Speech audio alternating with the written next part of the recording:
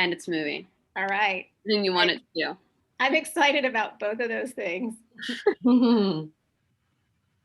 So just to give a little bit of context, we are here with Eliza Loyola and her team from Menchaca Elementary School, and it's my great pleasure to introduce Eliza and Menchaca, where I actually had a chance to spend a week just before the pandemic shut us all down. So I'm thrilled to be here and to listen in on what this team has been working on, and I'm going to leave it to Ms. Loyola and her team to give you more context about who they are. Well, thank you very much. My name is Eliza Loyola. I am the principal of Menchaca. We're located in Austin, Texas. Since it's a small group, Ms. Tawana and Megan, this may become a more informal Q&A type session, and we're good with that. I'm going to let my team introduce themselves, and then we'll get started talking about how we developed a culture of trust and building trust amongst our team to engage in some deep equity work this year. I'm Sam Amador. My pronouns are she, her, ella, and I am the assistant principal at Menchaca. I'm Elisa Schmitz. My pronouns are she, her, and I am the counselor at Menchaca. My name is Ann Weitzman. I'm also she, her, and I'm a 5th grade teacher at Menchaca. I'm Erin Gerton, and I am also a 5th grade teacher at Menchaca. I'm Dylan Brown, and I'm a 4th grade teacher at Menchaca. My name is Mary Ellen Gillam, and I'm also a 4th grade teacher. And I'm Roberto Moreno, also a 4th grade teacher, dual language. So really, I just want to say that if you have a question sort of midway, please feel free to interrupt us since we're kind of in a little small session here together. We have been very fortunate to work with Rides and with Mary this year. And so there were some voices that got us here. Mary was definitely one of our very influential collaborators throughout this process and throughout the year, serving as an equity coach for us through the year and guiding us through her questions. We were very lucky to attend the clinic at the beginning of the year as well. Dr. Amante Jackson talked a lot at the equity clinic at the beginning of the year about building empathy bridges. And so that guided how we viewed the work that we did with our teachers, and then how we also organized ourselves in extending the work with our larger community or the larger staff, and really understanding our own racial identity as educators and as leaders within a school system. And then Dr. Angela Ward, who was our CPNI supervisor for our district and has really been influential in us thinking about that the work is the work, and that you actually don't have to have products at the end of the work, and that engaging in self-work is equally as is the work, but also really rethinking what PD is for teachers, and that equity work is not a one-time PD. And so really moving away from that mindset that can become very product oriented. So these are our voices that got us here. Miss Gillam or Miss Brown, can you make sure to take a picture of that little slide there for Already did it. All right, and I'm gonna close this up right here so I can move forward. All right, so I think one of the things that how we got here is that we were really working hard to try and move our work beyond classrooms. I think our teachers were doing some phenomenal work around social justice and having really deep conversations with their students. But really, how do you extend that social justice mindset beyond a classroom? And how do you make work really explicit? It's not just the small nuances that as a leader that I was doing, or instructional moves or choices that we make to elevate language at a campus. We have a 2-way dual language program here at Menchaca. We've done a lot of work already to elevate Spanish within our campus, but really making the elevation of that work more explicit was important.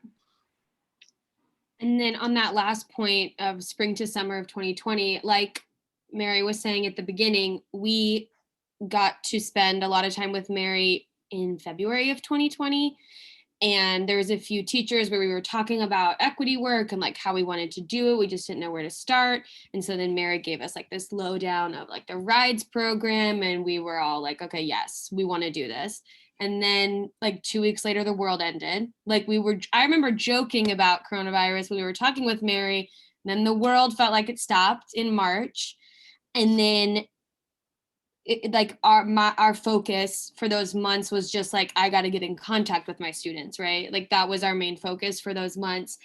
And then June 2020 happened and it was like, no, we have to commit ourselves to this work. You know, it kind of, it brought us back into that headspace of like, we have to do this work.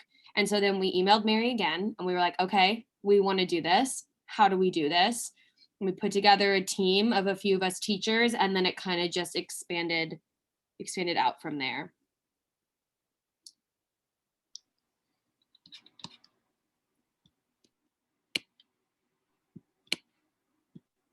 Okay, so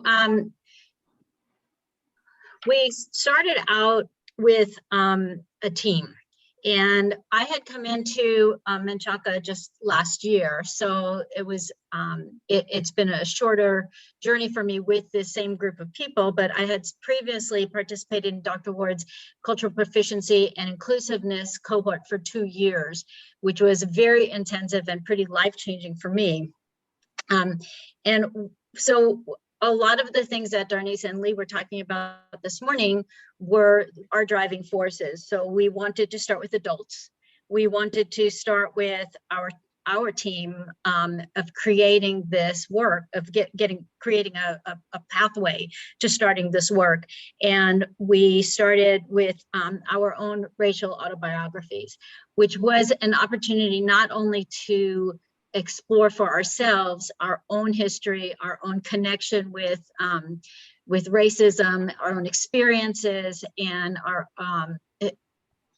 a little bit more about who we are that we did individually, and then by sharing that, really developing that trust that you get through experience of knowing more things about people. So that began our journey as a team, and it was quite a bonding experience, and there was a lot of good information that we found out about ourselves and that we shared with each other. One of the things that it gave us was the ability, as Eliza shared, to start really hearing and understanding the viewpoint of people with whom we didn't agree. Instead of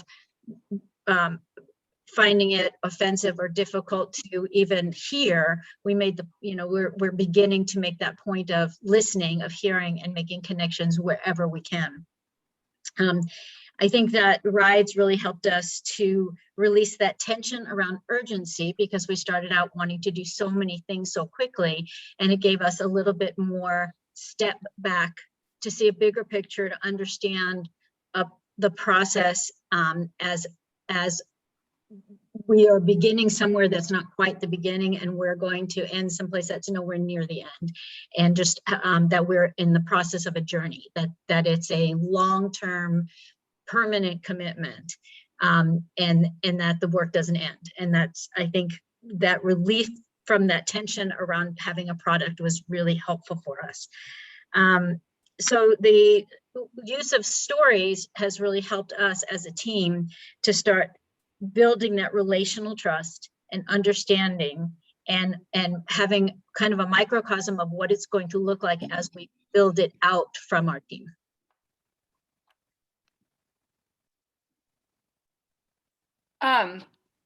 So then we gave our staff, we knew we needed to get a check at where our staff was. And we had our own thoughts and ideas of where they were, and really prematurely prepared for a lot of pushback. And I think we spent a lot of time really anxious and nervous about that, kind of preemptively knowing that it could be hard to hear. But when we finally gave the survey to the staff, and the survey asked questions like, how comfortable are you talking about race with your family? And then how comfortable are you talking about race with your colleagues?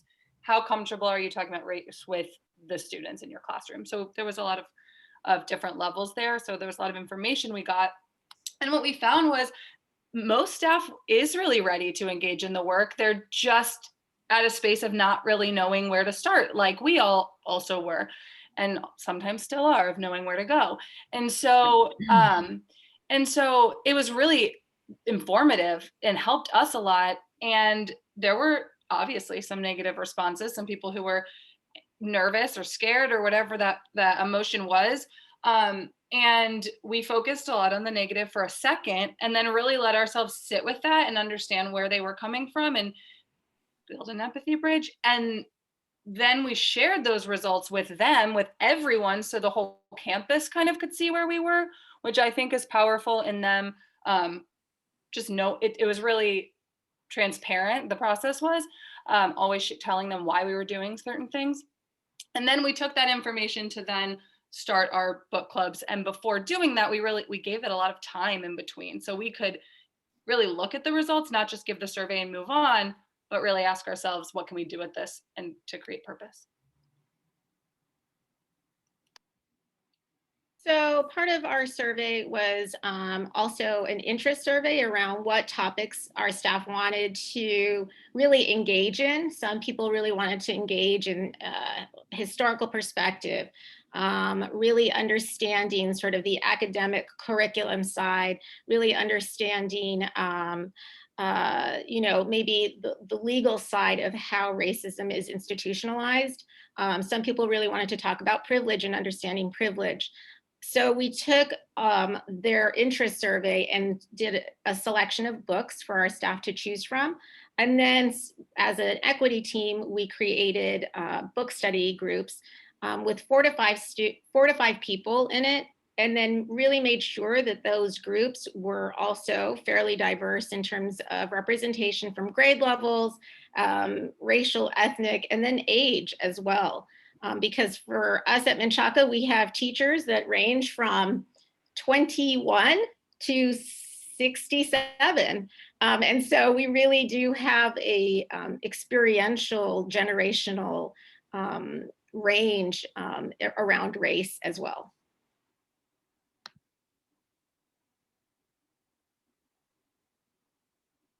Lisa, you're on mute. Thank you. Of course I am. Sorry.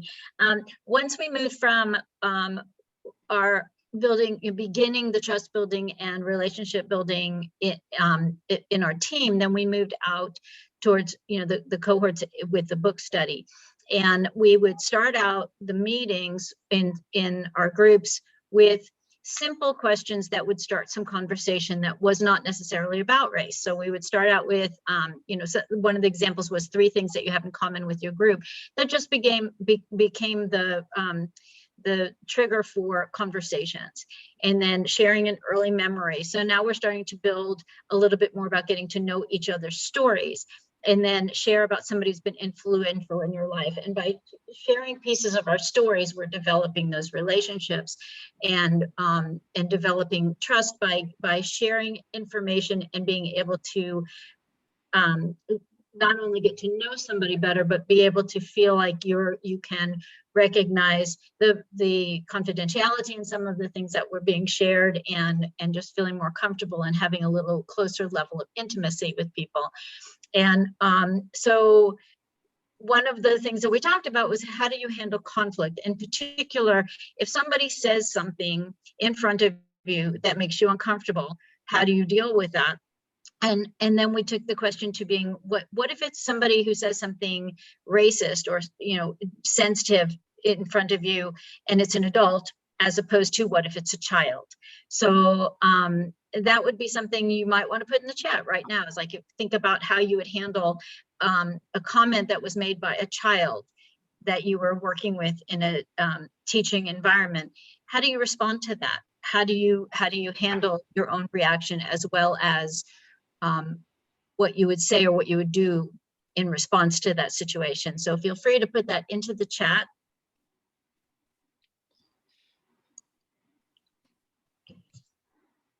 Lisa, we can participate also, since it's us.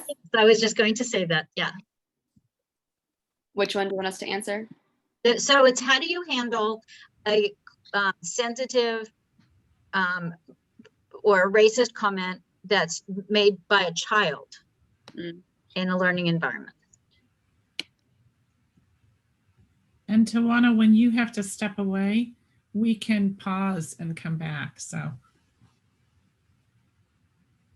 because I know Okay. you have a student. Yes, because I did not realize that I would, it'd be two people in the session. So I'm like, I feel caught between two places, but he's supposed to come at 3:15. So I'm gonna see if I can reschedule him.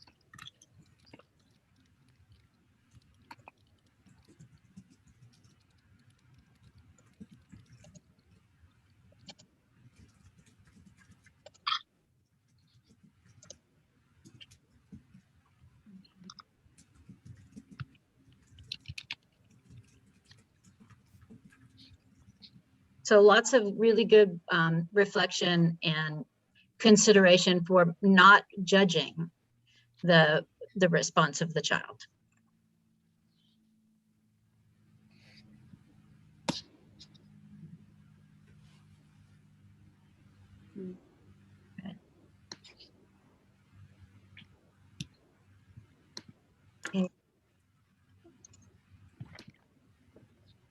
All right, sorry. Had too many little screens up here.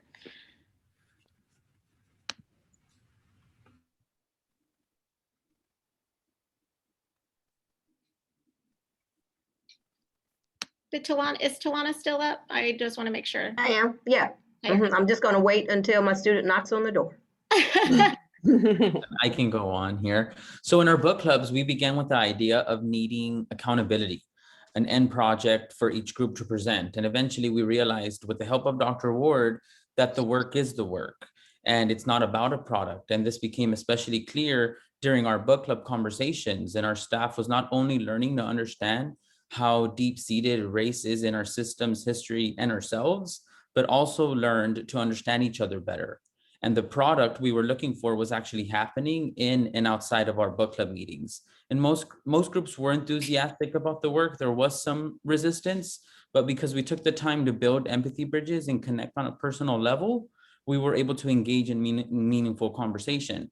And reading these books and having these book club meetings allowed us to have a topic of conversation in common, especially with people that we would not have had these kinds of conversations with before. And this led to informal conversations outside of our book clubs. And I know Sam has a recent story that maybe she can share. Yes. So just yesterday, we were at dismissal after school, and I was standing with a group of teacher assistants. I think there were 4 of them and me, making us 5. And I don't remember what we were talking about, but somehow our conversation evolved into talking about a bill that was passed in the Texas House this week that effectively bans teachers from talking about racism, privilege, and white supremacy. And the 5 of us just talking, we shared outrage together. There was passion, there was frustration, and multiple people said that we felt like we were just beginning to take steps in the right direction, and now we were going to go backwards.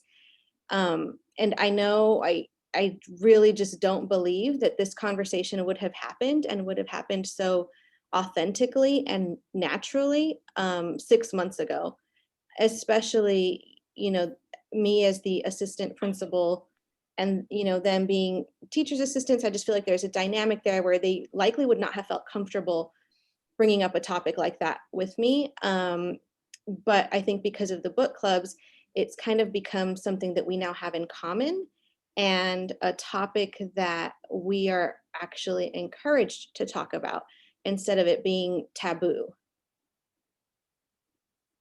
I think there have been other instances also where just having the conversations around books is the entry point for people to share their own life experiences and their own stories with race and racism. And I think that as the principal has been such an eye-opening experience that everyone has an experience with race and racism. Even our teachers who, especially our teachers who grew up in predominantly white communities who are older. And I think, Lisa, if you can highlight what we talked about this morning, but our counselor kind of framed it in they now actually have the language to articulate their experiences as children and young adults that they didn't have previously, and how deeply affected they were by it. We have a teacher whose father is a pastor, and they grew up in the country, and he's a very religious man. And for her to say, but my dad is also extraordinarily racist, and to be able to come to terms with that understanding has been really challenging, but also very powerful. What we talked about earlier was stepping out. There are some. So what I was referring to that we had talked about earlier today was how we have experiences when we were younger, we have experiences as children that are confusing and stay with us because we don't really have a good way to process them. And then even years and years later, when we have context that makes sense and we can begin to understand the experience, then the emotion comes at that time. So we've had experiences where coming through the lens of really starting to understand more about racism, and then remembering experiences from our past that we didn't have a way to understand when we were younger, the emotion that comes with that is very strong and can be overwhelming because we didn't really have the emotion connected to it as children because we didn't understand it. And then with the understanding comes the emotional response to it. I think one of the stories that I know I've heard multiple times from staff was where if they're older and they went to a school that maybe it was integrated in some way, I think I've heard this story maybe 2 or 3 times. You can have a friend that might be Black or Mexican, but they can't come to your house. And that was, and really just sort of like that was how they grew up. And now having these book clubs and having sort of this space to kind of remember that, and then realizing what that was and having like an understanding as an adult of really what that was and what that meant, kind of from the perspective of an educator, and now as an adult looking at their parents. Because, you never wanted to think that your own parents were racist, but now you're really understanding your own family dynamics in a very different way. And I think that has been these small incremental pieces that we've seen where our staff has these realizations and feels safe to share them. And now the next steps, what is your responsibility in that? Does anybody else want to add anything that they've experienced from those book clubs?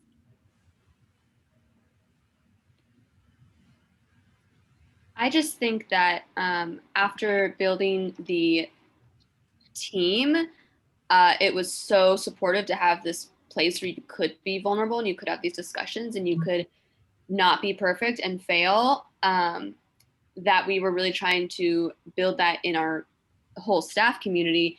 And that through these book clubs, while like it was race focused, I've noticed people from my group, like we talk about like transgender or LGBTQ plus, or like it has branched out to be make it feel a bit smaller, where it's like, okay, I can talk to this, but it's just so different when you have go-to people, so that we can really build something together that transforms our whole campus.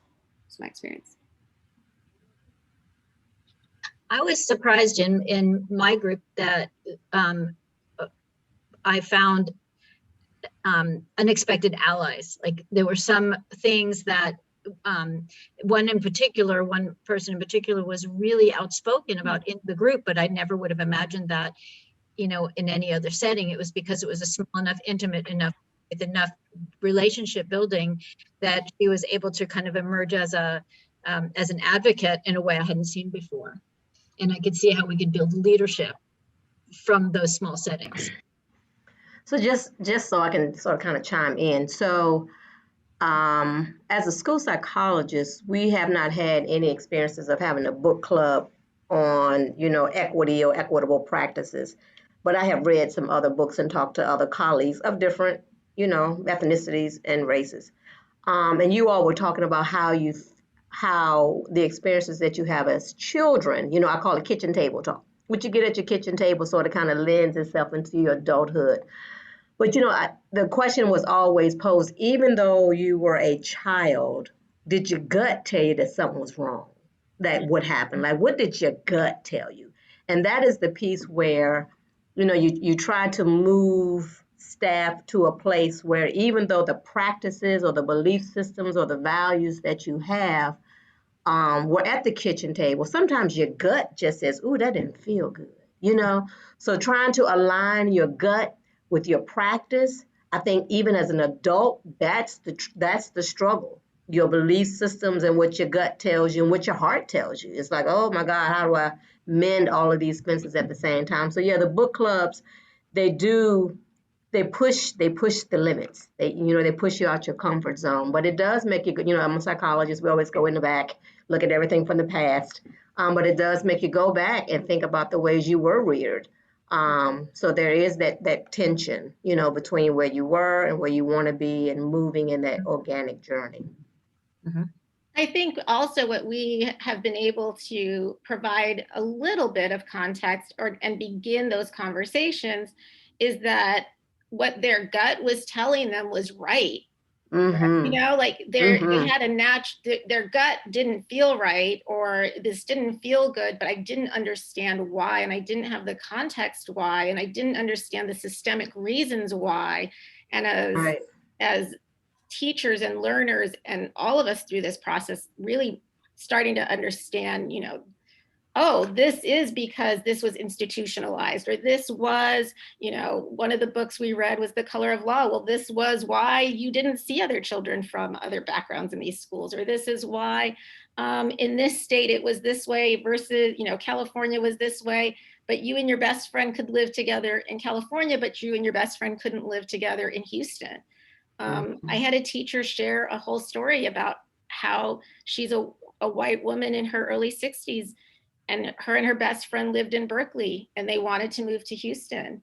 And at that point in time, you know, they couldn't move to Houston together, and she didn't understand why. And now as an adult, really coming to terms with that, and the hurt that she still carried from it was palpable, because it was at such a turning point in her life, right, as a young adult, and trying to make sense of all of that.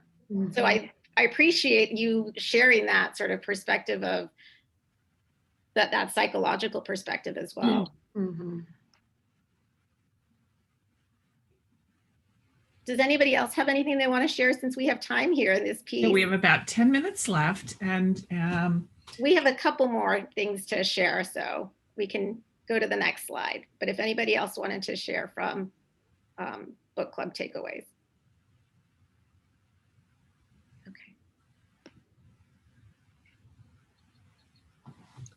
So one of the things that we didn't really focus on this year was how to really bring equity curriculum into all of our classrooms. But through our process, through our team experience and process, it kind of started to happen accidentally. And so being part of the equity team made me realize that I'd been teaching students of color for 20 plus years and never really stopped to think about how my personal experiences might have impacted that teaching. And yeah, we have a social justice curriculum, sure. But knowing yourself and knowing myself through the experience of being part of the equity team really opened up the possibility for me to have real conversations with students around hard topics, and realizing that kids have more language than we give them credit for to talk about things that we're afraid to talk about sometimes. And having an experience with my students where there were some racially charged words in a children's book, and putting that book on pause for some time because I didn't know what to do with it until I realized I just needed to talk to them about it. And I told them why the book was on pause, and they helped me to get past that, to move past that, and to be able to continue to read the book and to have that hard conversation. And so for me, I see that as a goal going forward for us as a campus. How can we continue to do that in real ways and not just by the use of some curriculum that somebody hands us? Mm-hmm. And to piggyback off of that, I had sort of a similar story. When January 6th rolls around, just feeling a lot of anxiety about how am I going to approach this with my kids? How am I going to try to be not super partial, but like also share truth and not make anyone feel unsafe. And I went into class and zoomed into class, and I was so shocked because what I realized when I arrived is that they were having these conversations. Like we came in and they were like, boom, boom, like respectful and relating to each other and understanding each other has different perspectives. And I saw all of these different building blocks that I didn't realize were going to come together in this way from the school year, from the election. I mean, we did a lot of stuff on your political, like what you value politically and how everyone has a different perspective. And I am just one white, cisgender, straight, privileged, middle-class female. And like, that's not the right perspective. And that's not the only perspective. And so that's something that we talked about, just common language in our class. And watching TED Talks about like the danger of a single story when we were reading a book about the Taliban, because I didn't want them to have one story of Muslims. And these pieces that were just, it seems sporadic throughout the year where I'm like, when I can get things in like morning meetings and trying to, social justice is something that's really important to me, tying into the curriculum. But I didn't realize, I never could have predicted that the insurrection was going to happen, and that then in that day, I could then draw on these other things that were laid there and to say, well, we can't have a single story now of Republicans and, and all the different, let's think about from my perspective and from your perspective. And I just was really awed at how 10-year-olds were having such a respectful, calm, from very different belief system sides conversation. And I think it just goes to show, like, we've really seen in the school, maybe the adults are more anxious than the kids, and that K-5 can have conversations like this, and there can be intentionally laid tools and building blocks that then, especially if it's spiraled throughout the years, can really just facilitate these movements and including our students in maybe a more intentionally powerful role on our equity team or in our campus. So I'll just speak to that January 6th date. So, everybody, we were all at work, and of course everything was happening, and my mom called me.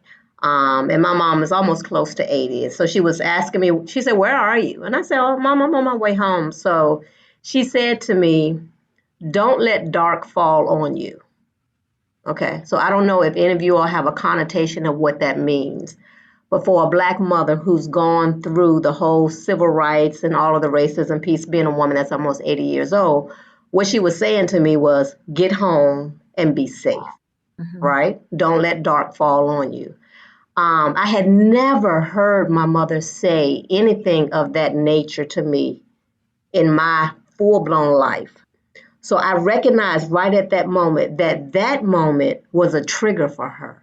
And it took her all the way back to when she was in elementary school and middle school and trying to go to college. So the other piece I know that we have to recognize is like when we have those moments, it's like giving even adults the space in our buildings to just say, okay, this has happened and what we're going to do. Like you said, Erin, you were trying to figure out, what am I going to do? What am I going to do? But you didn't even think about what you were doing for you, right? You were thinking about what you were going to do for the kids. But did we even create a space for us as the adults to say, what are we going to do with this moment? So sometimes I think in buildings, even if we've got to bring our staff in early, 15 minutes, and just say, okay, this is the space we're all in. How you feel about it? Let us talk about it first. Because when my mom said, don't let dark fall on you, I was like, oh my gosh, she's telling me to go home and lock my door and be safe. And that's exactly what I did. I'm the obedient child. I went right home. And I did what my mother said to do. And I'm almost 60 years old. But I just think we as adults, we do a lot of, projecting on what the kid needs. But that was a moment for us as adults too, like, how does that impact me? So that was just a moment for me to think, wow, this has taken my mom all the way back to the 40s and 50s of her life. So Yeah, that is so powerful that you say that, Twana. As a school principal, that was sort of one of the things that my staff came to know me for, that was, if there was something that happened, they knew there would be an early morning faculty. We would debrief and we would talk about where people were, and we would set up safety nets for people who didn't feel like they could deal and were prepared to handle it with their children, so that the children would have somebody that they could reach out to, or they would have somebody that could help facilitate, because different events strike different people in different ways. Yes. And I remember even like right after the first election of Trump, I had teachers who were so distraught they had to go home. And we had to think about kind of how do we handle this for our students, but also how do we think about what's happening here. And so I would say that understanding of what you do in a crisis needs to provide that foundational support for your staff. And usually it would mean that, if I could, the night before, my AP, who was also a social worker, and I would be huddled over, okay, so what are the resources? What are the things what are we going to do? And I think if we're committed to naming and saying and speaking, we have to be committed to caring for our adults who have to carry that load. Right. And that means an array of different things. So I just, what you said really resonated with me. I'm going to let Sam wrap it up. I know we've got about 2 minutes here. Okay, so speaking of January 6th, one of the things I think that has also empowered us as teachers and as an equity team has been that the district has actually been very supportive in their messaging as well. So for example, after January 6th, they sent an email to the entire community that said, "We owe it to our children, our students, and their future to create these spaces for honest conversations about what is happening, the injustices that have brought us here, and the steps we will take for a stronger future in America." They also sent an email after the Asian American shootings in Georgia, saying that hate speech and violent crimes are a disease that can only be cured through knowledge, understanding, and engagement. There was another email after the Chauvin verdict, where they specifically stated that they wanted every Austin ISD student to learn Darnella Fraser's name by heart. And in the email, they described her as a hero that every Austin ISD student can look up to. So really just having that support has been really helpful in empowering us that we're doing the right thing, that we're being supported by the district as well. And then just additionally for us specifically at our campus, for interviewing, it's really changed the way that we're looking at candidates. We have been asking questions about equity and, what experience do you have with this kind of work? And it's really helped to guide us in picking people who are going to help us move forward. And that was kind of an unexpected result of everything we've been doing. I think we've been able to really reflect on how far we've come. especially as our candidates answer questions around equity and we expect such a high level response. And so I think through the year, we've always thought, well, have we done enough? Are we doing enough? We haven't done it, we should be moving faster. And then when we hear, when we've interviewed teachers and a counselor and for an assistant principal, the responses that others give, and then sort of the understanding, well, maybe there